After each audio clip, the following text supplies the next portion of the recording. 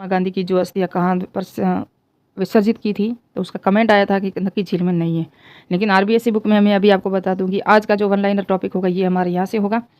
राजस्थान के प्रमुख व्यक्तित्व, तो ये रीट में भी आता है और हर जगह ये एमसीक्यू ये टॉपिक आता है, राजस्थान के प्रमुख व्यक्तित्व। तो स्टार्ट करते हैं और आरबीएससी की बुक भी बता देती हूँ, एक करंट अफेयर्स का प्रश्न भी होगा और क्या है। और आज 24 अप्रैल है, क्या है 24 अप्रैल को वाले वन लाइनर एमसीक्यू थे ना, उसके अंदर एमसीक्यू था और हमारा जो टॉपिक था कल वाला वो था पर्यटन स्थल, राजस्थान के पर्यटन स्थल। तो उसमें से कौन सा पर्यटन स्थल था, ये है नक्की झील। यहाँ से आप अगर देखोगे तो ये प्रश्न था, वन लाइनर एमसीक्यू करवाया ना मैंने, तो आपने कहा कि ये नहीं हो सकता।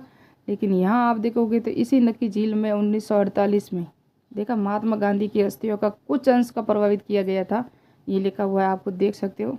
तो मैंने कहा मैं अथॉरिटी ही देती हूँ सोर्स। उसके बाद ये भी तो है पता हम सबको कि पुष्कर झील में भी गांधी जी की कुछ अस्थियों का विसर्जन किया था और 1948 में कोटा की चंबल नदी में भी किया गया था। तो ये अथॉरिटी सोर्स तो हम इसको मानेंगे, नक्की झील इसमें लिखा हुआ है। और हमको आज स्टार्ट जो करना है, बिसलपुर बांध वगैरह सब हमने देख लिए। आज 24 अप्रैल है, पंचायती राज दिवस है। कौन सा दिवस है? पंचायती राज दिवस है, 24 अप्रैल को मनाया जाता है।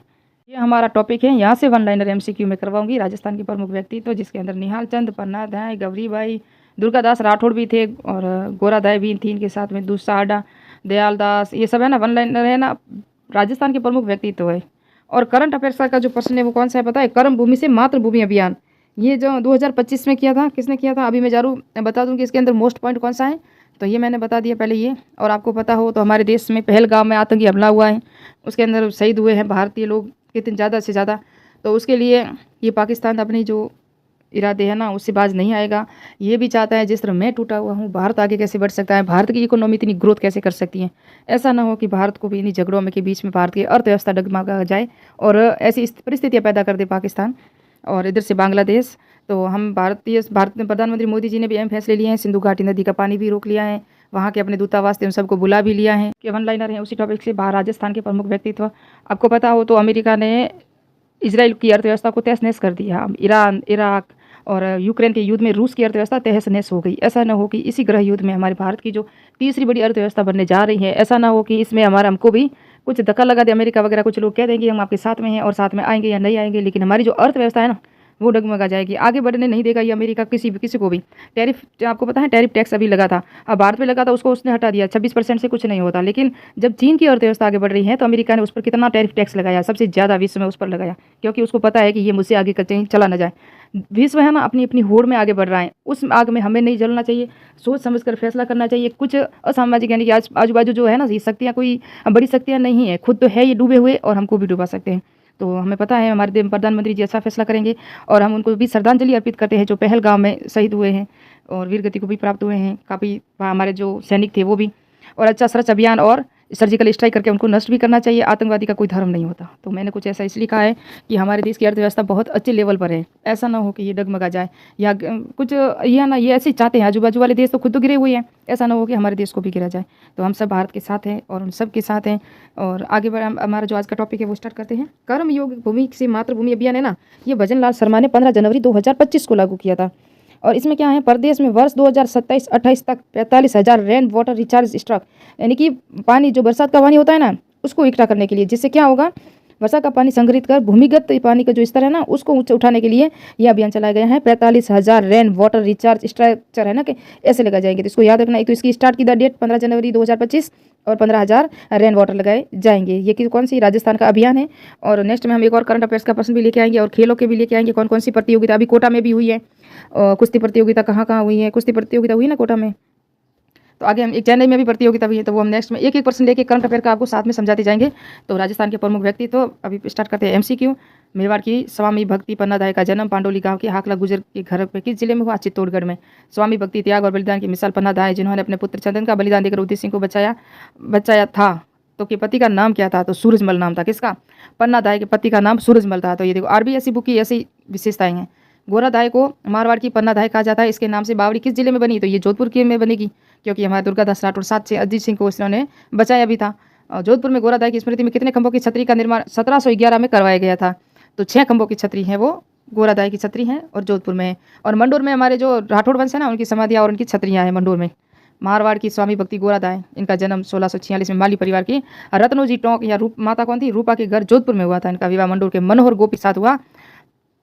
औरंगजेब ने चंगुल से दुर्गादास राठौड़ की सहायता से अजीत सिंह को छुड़ाकर मुकुंदास खिची को सौंपा था। इन्होंने किसको, अजीत सिंह को छुड़ाया था ना औरंगजेब की चंगुल से इन्होंने, और किसको सौंपा था, मुकुंदास खिची को सौंपा था। अभी यहाँ जो मैंने एमसीक्यू देखा मुझे कुछ गड़बड़ नहीं लगा। स्वामी भक्ति त्याग और सॉरी ये तो पन्ना दाई थी और ये गोरा दाई। पन्ना दाई के पति का नाम सूरजमल था, जबकि ये गोरा दाई है। और इनका जो विवाह हुआ था वो मनोहर गोपी भालावत के साथ हुआ था। डूंगरपुर के किस शासक ने वागड़ की मीरा गौरीबाई के लिए 1829 में बाल मुकुंद मंदिर का निर्माण करवाया? महारावल सिंह शिव सिंह थे। कौन थे? महारावल शिव सिंह थे। 1857 की क्रांति के समय सिरोही के पॉलिटिकल एजेंट कौन थे? JD hall. ये परीक्षा में आ चुका है, रीट में आया था। मैं देखता चला गया किसकी रचना है? कपूर चंद पुलिस की। मैं देखता चला गया। एक बिंद नहीं दो बिंद किसकी रचना है? मैंने पढ़ाया हुआ भी है भाषा साहित्य में, तो नथमल जोशी है ना, नथमल जोशी। गजल गायक जगजीत सिंह को राजस्थान सरकार ने राजस्थान रत्न पुरस्कार से कब नवाजा गया? तो ये जगजीत सिंह को है ना 2012 में दिया गया था, जब विजयदान देथा को भी दिया गया था, मैंने आपको बताया हुआ है। जोधपुर जिले के बोरुंदा कस्बे में बोरुंदा नामक संस्थान की स्थापना की गई थी, कोमल कोठारी ने की थी। किसने की थी? कोमल कोठारी ने। निहाल चंद किशनगढ़ के किस शासक के दरबारी चित्रकार थे? सामंत सिंह के। दुर्गादास राठौड़ का जन्म हुआ था सालवा में हुआ था। कहाँ हुआ था? सालवा में। शेक्सपियर व बीजी नाम उपनाम से प्रसिद्ध विजयदान देथा को मिले पुरस्कार 1974 में केंद्रीय साहित्य अकादमी पुरस्कार, 2002 में बिहारी पुरस्कार, 2007 में पद्मश्री और 2012 में राजस्थान रत्न पुरस्कार दिया गया विजयदान देथा को, जो जोधपुर के बोरुंदा का से संबंधित थे।